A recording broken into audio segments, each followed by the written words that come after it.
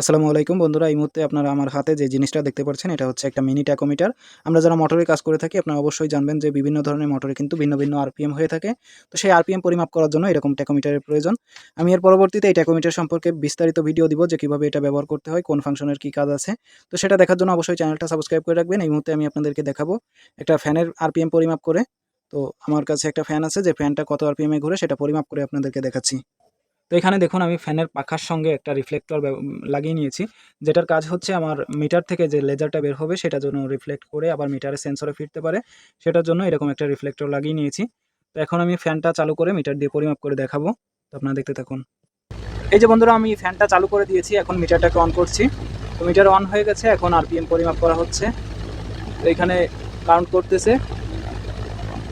তো আমি এটাকে যদি হোল্ড করি তাহলে এখানে যেমনটা দেখতে পাচ্ছেন যে 1039 আরপিএম এটা এর মধ্যে ঘুরছে। তো আপনারা যেমনটা দেখতে পারলেন এটা কিন্তু 1039 আরপিএম এ ঘুরলো।